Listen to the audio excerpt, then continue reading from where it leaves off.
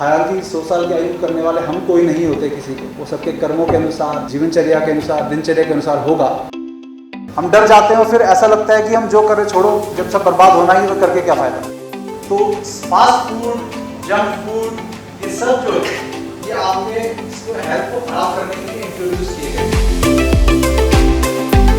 तो इन्होंने नेटफ्लिक्स पे बहुत अच्छी डॉक्यूमेंट्री है हिस्ट्री 101, जिसमें जंक फूड के बारे में, वाटर के बारे में, कोल्ड सिरप के बारे में, जितनी भी ये हमारे यहाँ प्रोडक्ट्स हैं इन सबकी हिस्ट्री बताते हैं कि कैसे इन्होंने शुरुआत की। तो कॉपी पेन है आपके पास? यस। साइड में रख दीजिएगा। मैं सोच रहा था कि मैं यही सोच के आया था कि पहले यही बोलूँगा कि कॉपी पेन है तो साइड में रख दीजिए। उन्होंने पहले आपको वही पकड़वा दिया। वो उनका ऐसा नहीं कि वो गलत है उसमें कुछ, लेकिन मैं चाहता हूँ कि पहले आप अपने दिमाग में उसको अंकित करें, दिमाग में लिखें, उसके बाद कॉपी में लिखें। वीडियो तो वैसे मिल ही जाएगा आपको, तो नोट बनाने के लिए बाद में जब वीडियो अपलोड होगा तो तब आप आराम से उससे नोट बना लीजिएगा। अभी जो मैं कह रहा हूँ उसको अपने दिमाग में अंकित कर लीजिए, क्योंकि ये ज़रूरी नहीं कि आप हर बात याद रखें। इस पूरे लेक्चर में हर कोई व्यक्ति एक एक बात भी याद करके अगर अपने जीवन में अप्लाई करेगा, वो ज़्यादा महत्व उसका है, ये ना कि सब कुछ सुनकर कुछ भी अप्लाई ना करें। तो कोई भी एक बात जो आपको लगता है, क्योंकि यहाँ बैठा हुआ हर व्यक्ति की पारिवारिक बैकग्राउंड, फाइनेंशियल बैकग्राउंड, हर तरह का जो बैकग्राउंड अलग अलग है, तो कोई चीज़ किसी को अपील करेगी, कोई चीज़ किसी को अपील करेगी।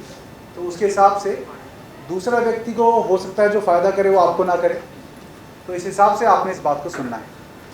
तो कॉपी पेन बिल्कुल साइड में रखकर आराम से, और इसको कोई लेक्चरबाजी वाला हम सेशन नहीं बनाएंगे। और मैं बहुत धन्यवाद देना चाहूँगा वीरेंद्र जी के। कल शाम को मैं आया था, उनका जो प्राकृतिक रूप से रहने का जो पूरा लाइफस्टाइल है, जो मड हाउस बना रहे हैं अपने वहाँ, वो बहुत अच्छा लगा देखकर। चूल्हे की रोटी उनके साथ खाई मैंने। वे रात में वैसे भोजन करता नहीं हूँ मैं, लेकिन कल 9 बजे के करीब मैंने बहुत दिनों के बाद रात में भोजन किया, तो बिल्कुल भी हैवी नहीं लगा पेट पर, क्योंकि चूल्हे का बना हुआ रोटी थी। तो मुझे नहीं पता कितने लोग आप में से चूल्हे की रोटी खाते होंगे, कितने लोग खाते हैं वैसे चूल्हे की रोटी? आप सब खाते हैं। चलिए, ये बाकी शहरों में तो इतने हाथ नहीं खड़े होते हैं, पंजाब में मुझे पता था कि हो जाएंगे खड़े। तो आज इन्होंने मुझे बताया, वीरेंद्र जी ने, कि जो इतना इन्होंने काम किया है उसमें आप सब जो हैं देश भर में, खासकर पंजाब में, लोगों के स्वास्थ्य को ठीक करने के प्रयास में आप लगने वाले हैं या लग चुके हैं, और उसमें वीरेंद्र जी बहुत महत्वपूर्ण भूमिका निभा रहे हैं। मुझे भी इनके बारे में विस्तार से अभी कल ही पता लगा कि इतना बड़ा ये काम कर रहे हैं। देखिए, मुझे ये लगता है कि आप सभी जब इस बात को जो मैं कहने वाला हूँ सुनेंगे, बहुत सारी चीज़ें होती हैं जो आपने पहले सुनी होंगी। ऐसा हो सकता है कि ऐसा नहीं कि पहले हमने सुना हुआ है, या कई चीज़ें मैं आपको बताऊँगा, आपको लगेगा कि नहीं ये तो संभव नहीं है। आपको मेरी किसी बात को मानने की ज़रूरत नहीं, आप उसको अपने जीवन में करिए, उसको नोट करके उसे सर्च करिए, उस पर रिसर्च करिए, और कुछ यदि गलती आपको लगती है तो पॉइंट आउट कीजिए। मैं ये नहीं कहता हूँ कि मैं जो बोलूँगा 100% ठीक रहेगा, गलत रहेगा, नहीं, मिस्टेक सबसे हो सकती है, लेकिन नीयत क्या है। आप जब रास्ते में चलते हैं तो आप देखते हैं आपके पैरों में के नीचे कोई आके मर जाता है, कीड़ा मर जाता है, आके चींटी मर जाती है, तो क्या आपको ये कहा जाए कि आप उनको मारना चाहते थे? नहीं, बात है नीयत की। लेकिन जब आप किसी जानवर को मार कर खाते हैं आप, तो आपकी नीयत होती है कि आप उसे मारना चाहते हैं खाने के लिए। जब कोई गलती से मरता है तो नीयत आपकी मारने की नहीं है, वो अनजाने मर गया। तो इसी प्रकार से यदि हमारा प्रयास, आप भी जीवन में अपने बच्चों के लिए बहुत सारे निर्णय लेते हैं, क्योंकि बच्चों के बारे में बात कही तो वीरेंद्र जी ने कहा कि 100 साल तक बच्चों की आयु कैसे हो। हालांकि 100 साल की आयु करने वाले हम कोई नहीं होते किसी के, वो सबके कर्मों के अनुसार, जीवनचर्या के अनुसार, दिनचर्या के अनुसार होगा, लेकिन प्रयास तो करना ही पड़ेगा। क्योंकि जब महाभारत हुई थी, मैं अपनी बात इस विषय से शुरू करूंगा कि महाभारत हुई तो श्री कृष्ण उस समय उपस्थित थे, जिनको हम आज कहते हैं कि लोग श्री कृष्ण के दर्शन के लिए तरसते हैं, लेकिन उस समय उपस्थित थे। उनके रहते हुए भी महाभारत हुई, नहीं रोक पाए ना, करोड़ों लोग मरे थे उसमें। तो अभी भी हमें बहुत सारे लोग बोलते हैं कि इतने सारे षड्यंत्र हो रहे हैं, जो वीरेंद्र जी भी आपको बताते रहते होंगे बहुत सारे षड्यंत्रों के बारे में। इतने षड्यंत्र होते हैं, और उन षड्यंत्रों के होने के लिए आपको मन में डर लगा रहता है कि अब ये होने वाला है, ये बर्बाद होने वाला है, सब कुछ खराब हो जाएगा, ये षड्यंत्रकारी तो बहुत बड़े हैं, आता है मन में जब आप पढ़ते हैं कॉन्स्पिरेसीज के बारे में, षड्यंत्रों के बारे में। तो आपके मन में कहीं ना कहीं कई लोगों का तो मनोबल भी टूट जाता है। मैंने कहा ना, कई परिस्थितियों में लोग अलग अलग तरीके से बर्ताव करते हैं। कोई उस नॉलेज को गेन करने के बाद किसी में साहस आ जाता है, किसी में वो नॉलेज गेन करने के बाद उसका मनोबल टूट जाता है कि अरे कुछ नहीं हो सकता, होता है ना ऐसा। हम डर जाते हैं और फिर ऐसा लगता है कि हम जो करें छोड़ो, जब सब बर्बाद होना ही तो करके क्या फ़ायदा, आता है ना ऐसा मन में। तो अलग अलग तरीके से हम रिएक्ट करते हैं। तो मैं ये कहता हूँ, जब श्री कृष्ण के रहते महाभारत नहीं रुकी तो उनके सामने हम तो कुछ भी नहीं। तो ये जो महाभारत या जो बर्बादी होनी है वो होके रहेगी, ये ध्यान रखिएगा। आप रोक नहीं सकते। किसी का इलाज करके आप ये समझ रहे हैं कि शायद आप दिल्ली जैसा शहर या पंजाब जैसा राज्य, कोई भी देश का राज्य है, उसमें अगर आप बीमारियां ख़त्म कर देंगे तो ये भूल है आपकी बहुत बड़ी। क्यों? महत्वपूर्ण क्या है? यदि महाभारत होकर ही रहनी है तो ये डिसाइड आपको करना है कि आप धर्म के पक्ष में या अधर्म के पक्ष में, बस ये आपकी भूमिका है। उस महाभारत में आप कौरवों की तरफ हो या पांडवों की तरफ हो, ये निर्धारित करना है। तो आज आप वीरेंद्र जी की तरफ हो, राजीव दीक्षित जी की विचारधारा की तरफ हो, भारतीयता की तरफ हो, या विदेशियों के षड्यंत्र में शामिल हो, ये आपको निर्णय लेना है। इससे ज़्यादा आपके वश में नहीं है। उसी में अपने जीवन का सार्थकता समझिए आप। मैं हिंदी बोल रहा हूँ, सबको समझ में आ रही है? Yes. ठीक है। तो यही आपको मन में लेके कोई भी बात मैं जो बता रहा हूँ, यदि मैं कोई षड्यंत्र बता रहा हूँ, तो मन में जिस ज्ञान के बाद आपके मन में साहस उत्पन्न हो, वही ज्ञान लेने योग्य है।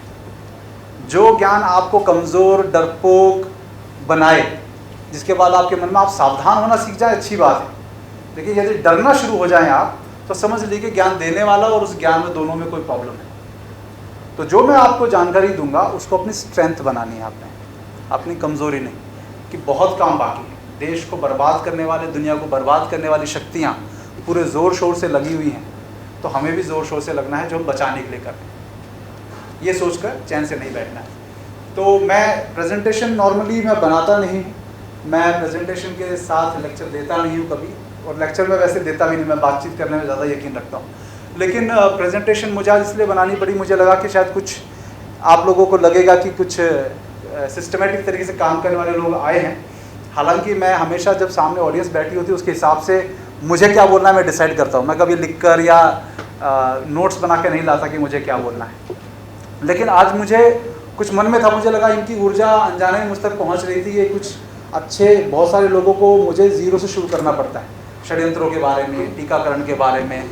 तो मुझे यहाँ पर वो ज़ीरो से स्टार्ट नहीं करने की ज़रूरत, क्योंकि उन्होंने बहुत कुछ पहले आपको सिखा रखा है।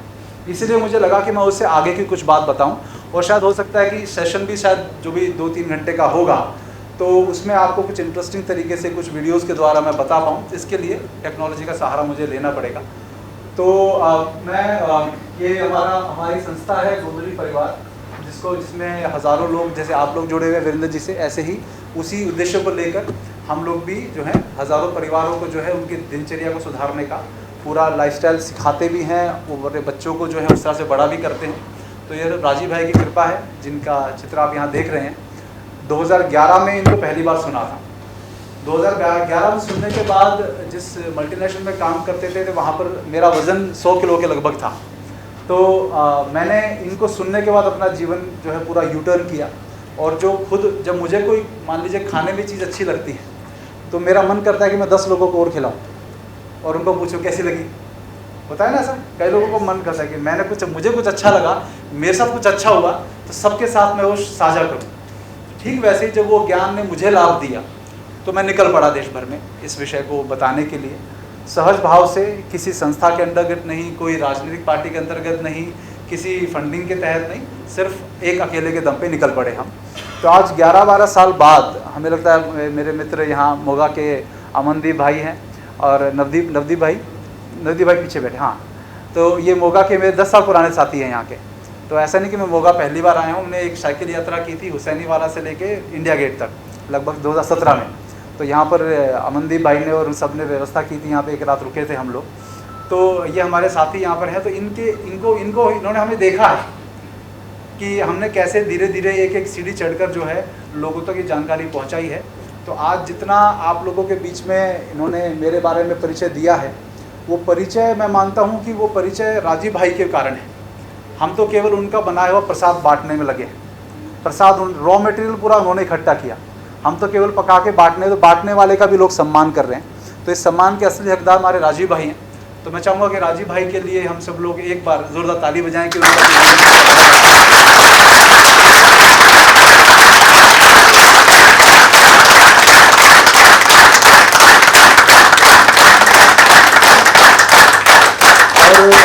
मुझे लगता है कि राजीव भाई की आत्मा को भी संतुष्टि मिलती होगी जब वो देखते होंगे कि लोग जो है उनकी विचारधारा को आगे बढ़ाने में लगे हुए हैं। और वीरेंद्र जी भी उसमें बहुत एक अच्छी भूमिका निभा रहे कि आप जितने परिवार किसी बारिश वाले दिन आकर यहाँ बैठे हों किसी ऐसी जानकारी के लिए जिससे उनको अपने जीवन को दिशा देने का लाभ मिले, तो बहुत अच्छा है। तो मैं आगे चलता हूँ। हमारे प्रेरणा स्रोत हैं राजीव भाई। ये लाइट अच्छा आपको वीडियो के लिए चाहिए, आपको दिख रहा है सबको पीछे सामने? चलिए, तो मैं आपको एक विषय जो है शायद आप लोगों के लिए नया हो, ये विषय है, इसको बोलते हैं सबवर्जन प्रोसेस।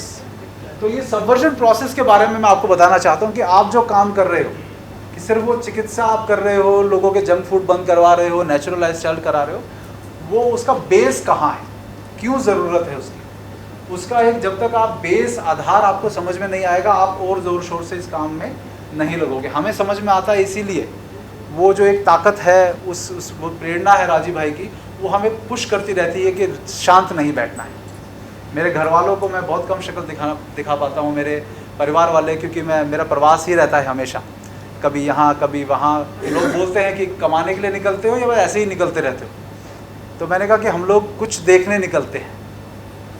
हम क्या करते हैं, जब हम कुछ काम करने निकलते हैं, हम सोचते हैं वहाँ जाकर क्या मिलेगा। होता है ना, किसी ने बुलाया, किसी प्रोग्राम में गए, तो सबसे पहले क्या आता दिमाग में, पता नहीं क्या मिलेगा, कुछ होगा नहीं होगा, टाइम वेस्ट तो नहीं हो जाएगा। मैं ऐसा नहीं सोचता कभी।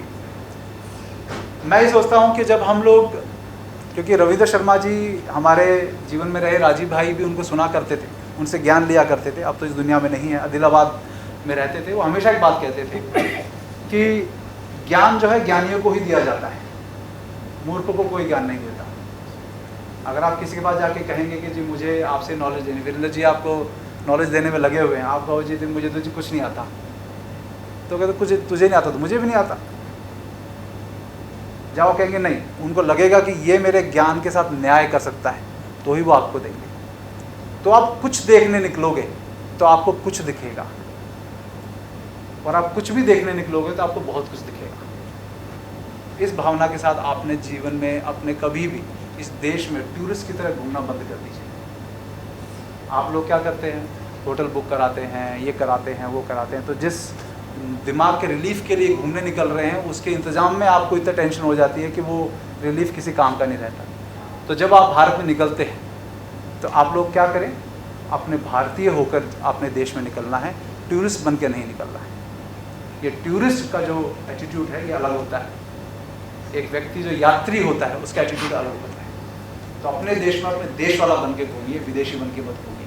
दूसरा है आपका एजुकेशन, ऐसी चीज़ें पढ़ाओ जिसकी ज़िंदगी में कोई काम नहीं आती, है ना, यही हो रहा है ना।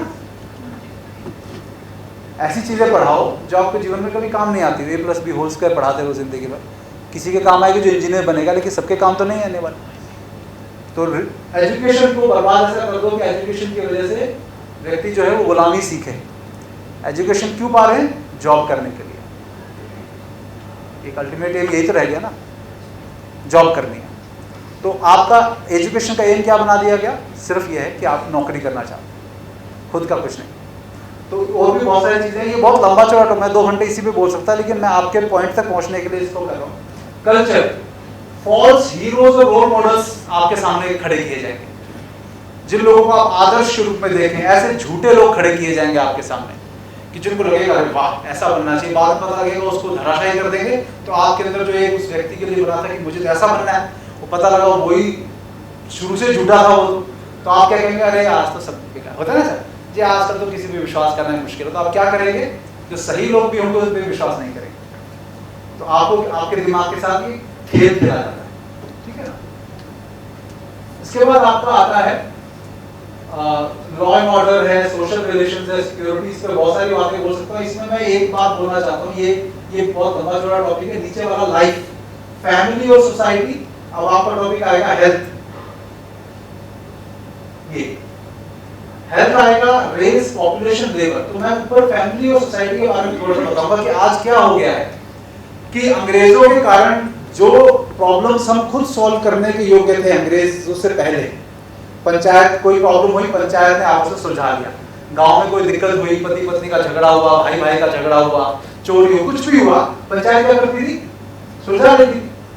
सालों साल केस थोड़ा चलता था उसमें। लेकिन अंग्रेजों के कारण हमारे यहाँ पर अंग्रेजों के लिए, कभी भारत में अंग्रेजी का पुस्तक पढ़ना कि पहली अदालत कैसे लगी, आपको हंसी आएगी कि पहले कैसे जज ने फैसला कैसे सुनाया था वहां पे। तो ये आज क्या हुआ, भाई भाई के बीच में लड़ाई है, पति पत्नी के बीच में लड़ाई हो जाए तो बिना पुलिस के नहीं सॉल्व होता।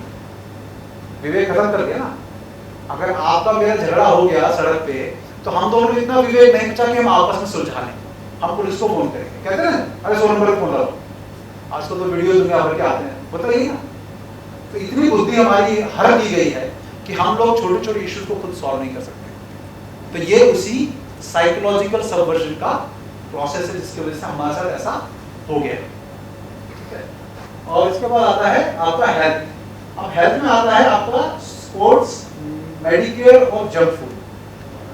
आपका टॉपिक है ना स्पोर्ट्स। आज स्पोर्ट्स खेल किस लिए थे, किसके लिए थे खेल? शरीर को बढ़िया बनाने के लिए। आज क्या बन गए हैं? नौकरी पाने का तरीका, सरकारी नौकरी का कोटे के लिए। तो चाहे इंजेक्शन लगाने पड़े, चाहे स्टेरॉइड्स खाने पड़े, स्पोर्ट्स में परफॉर्म करना जो है वो नौकरी पाने के लिए, मेडल पाने के लिए, नाम पाने के लिए, पैसा पाने के लिए एक जरिया मात्र रह गया। खेल खेल नहीं हो गया ऐसा। सचिन तेंदुलकर क्रिकेट खेलने के बाद आपको म्यूचुअल फंड में इन्वेस्ट करने के लिए ऐड देता है, कौन सा लॉजिक है कोई लॉजिक? जस्ट बिकॉज वो हमारा आदर्श बन गया है तो हमें किसी भी विषय पर राय देगा। हमारे बच्चों को बूस्ट पीना चाहिए या हमारे बच्चों को पेप्सी पीना चाहिए, कोको कोला पीना चाहिए, कौन होता है वो बोलने वाला? अपना क्रिकेट खेलो, अपना काम करो। जो कोई तेंदुलकर का फैन है, मैं सबकी बात कर रहा हूँ, मैं उदाहरण तेंदुलकर का दे रहा हूँ, कोई फैन है तो बुरा मत मानिएगा, जो बात कह रहा है उसका भाव समझिएगा, शब्दों की जगह भाव ज्यादा पकड़ने की कोशिश करिएगा। मैं ये उम्मीद करता हूँ आप लोगों से। तो उसके बाद आता है मेडिकेयर। मेडिकेयर का हाल तो मुझे लगता है आपको यहाँ आके पता ही चलेगा आप यहाँ क्यों हैं, क्योंकि मेडिकेयर का इतना बुरा हाल होगा कि चिकित्सा सुविधा आपको मिलती है, इलाज नहीं मिलता। तो चिकित्सा सुविधा मिलती है आपको, इलाज नहीं मिलता। ऐसा है ना? ऐसा है। आप में से कई लोग शायद इनके पेशेंट रहे होंगे। आप लोग तंग होकर दुनिया भर से आए होंगे, देश भर से आए होंगे, तो उसके बाद आपको यहाँ इलाज मिला होगा। ऐसा है। और ऐसे राजीव दीक्षित जी के पास भी इलाज था बहुत सारी चीजों का दिनचर्या से। तो हमें हमारे शरीर को बिना किसी दवाई औषधि के जब इलाज मिला कि भाई अगर शरीर में मोटापा है, हमारी दिनचर्या पिज्जा बर्गर खाने वाले हम लोग, तो उसको छोड़ने के बाद क्या किया जाए, तो वो रास्ता उन्होंने बताया। तो हेल्थ केयर को बर्बाद कर दिया, मेडिकेयर को बर्बाद कर दिया पूरा। आपके देश की पद्धति आयुर्वेद जो थी उसको छोड़कर आप बाकी सब पद्धति। जंक का अर्थ क्या होता है इंग्लिश में? फैक्ट्री फूड, शरीर को जंक डालने वाला। एग्जैक्टली शाब्दिक अर्थ क्या होता है कि जंक का हिंदी में, अगर आप किसी स्कूल में, अगर आपको आज मैं टेस्ट दूं कि आज का आपका फाइनल पेपर है और उसमें आके कि हिंदी में अर्थ लिखो, तो अगर मैं जंक लिखा हुआ तो इसकी हिंदी में अर्थ क्या लिखेंगे आप? जैसे जंक से ऐसा गला दे अंदर से। जंक का हिंदी में अर्थ होता है कूड़ा, कचरा। तो वो नहीं पता था ना, कचरा, कूड़ा, कूड़ा भोजन। तो मैं कहूँ मुझे हमारे मित्र अमनदीप भाई के, अमनदीप भाई चलो जंक फूड खाने चले। हिंदी में क्या हुआ? कूड़ा खाने चले ना, यही हुआ ना, एग्जैक्ट यही हुआ ना। तो ये कोई समझदारी। और फास्ट फूड, मैं बहुत मजाक में कहता हूँ कि फास्ट फूड कॉर्नर हर जगह खुले, स्लो फूड कॉर्नर कहीं नहीं खुला हुआ। कोई स्लो फूड सेंटर भी खोले तो बहुत अच्छा काम रहेगा ना, कि स्लो मतलब भले ही हम सर्व फास्ट कर रहे हैं लेकिन प्रिपेयर स्लो हुआ है। तो फास्ट फूड, जंक फूड, ये सब जो है ये आपके हेल्थ को खराब करने के लिए इंट्रोड्यूस किए गए। इसके इंट्रोड्यूस करने का भी बड़ा जबरदस्त खेल। आप देखो, आप मोस्टली आप देखेंगे कि कोल्ड ड्रिंक जैसे आया इस देश में, पंजाब से शुरू हुआ था पेप्सी, दोबारा जब घुसा था इस देश में पंजाब में किसानों को ये कह के घुसा था कि हम लोग आलू और टमाटर की खेती करेंगे और आपसे चिप्स और टमाटो सॉस बनाने के लिए टमाटर और आलू को खरीदेंगे। था ऐसा? उनकी कोई एक वैरायटी थी जिसको वो यहाँ पर आपसे उगाते थे पंजाब के किसानों से। और जब पंजाब के किसानों ने अभी कुछ साल पहले की बात है उस वैरायटी को बिना पेप्सी की इजाज़त के उगाना शुरू किया तो पेप्सी वालों ने उन पर केस कर दिया कि हमारी परमिशन के बिना तुमने कैसे उगा दिया। तो इतनी बदमाश कंपनियां हैं ये। तो होता क्या है कि मार्केट में जब आप लोगों को ऑप्शन, हमारे बच्चों को मान लीजिए पेप्सी कोका कोला पीना है कुछ भी, तो मार्केट में 2 ही मेजर प्लेयर होते हैं हमेशा। जैसे अभी है Amazon, Flipkart, Coca Cola, Pepsi और कुछ भी होगा। अब देखो मेनली 2 ब्रांड खेलती हैं आपको, मतलब पिज्जा हट, डोमिनोज, है ना? तो उनके बीच में आपके पास चॉइस है, बाकी सब वो नीचे कर देते हैं। तो ये जंक फूड जो है आपके जीवन में जो लाया गया, ये बंद हो गया शायद, तो जंक फूड जो आपका लाया गया वो आपको बीमार बनाने के लिए लाया, ठीक है ना? इसका और कोई उद्देश्य नहीं था। एक नेटफ्लिक्स पे बहुत अच्छी डॉक्यूमेंट्री है। अब नेटफ्लिक्स दुनिया जो है वो कचरा देखने के लिए इस्तेमाल करती है, लेकिन हम जैसे लोग उसको भी साध कर जो है उससे अच्छी अच्छी चीज़ निकाल के ले आते हैं। वो जो ऊपर में सब कुछ रखते हैं आपके सामने, वो कुछ छुपा के नहीं रखते। ध्यान रखिए, जितने भी कॉन्स्पिरेसी थ्योरी या जितने भी ये षड्यंत्रकारी हैं इतने स्मार्ट हैं, आपसे कुछ छुपा के नहीं रखते। सब ओपन में यूट्यूब पे हर जगह इनके वीडियोस होते हैं, बस खोजने वाला चाहिए।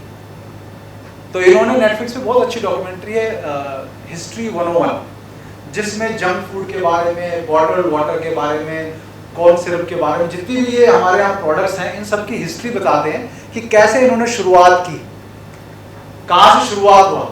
अगर पानी पीने जो फ्री देती थी नेचर, उसको भी आपने एक कमोडिटी बनाकर 20 रुपये 25 रुपये में बेच रहे हो, वो कहाँ तक पहुँचे जो बहुत अच्छे से दिखाया हुआ है। तो ये जो पूरा सबवर्जन प्रोसेस है ये उस देश को बर्बाद करने का एक स्टेप है।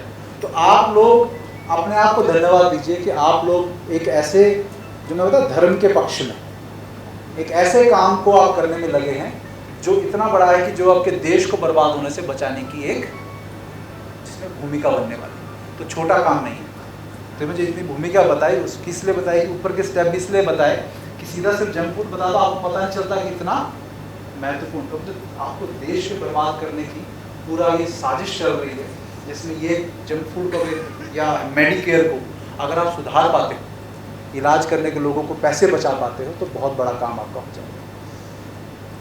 तो है तो इसमें फिर दूसरी में प्रोसेस डिस्टेबलाइजेशन का प्रोसेस आता है। जब एक पूरी पीढ़ी डिमोरलाइज हो जाती है, उसके बाद आता है डिस्टेबलाइजेशन का प्रोसेस। नीचे लिखा है 2 से 5 साल इसमें लगते हैं, क्योंकि उसमें भी काफ़ी सारी चीज़ें हैं कि उसके बाद क्राइसिस आता है, क्राइसिस के बाद सब नॉर्मल होता है।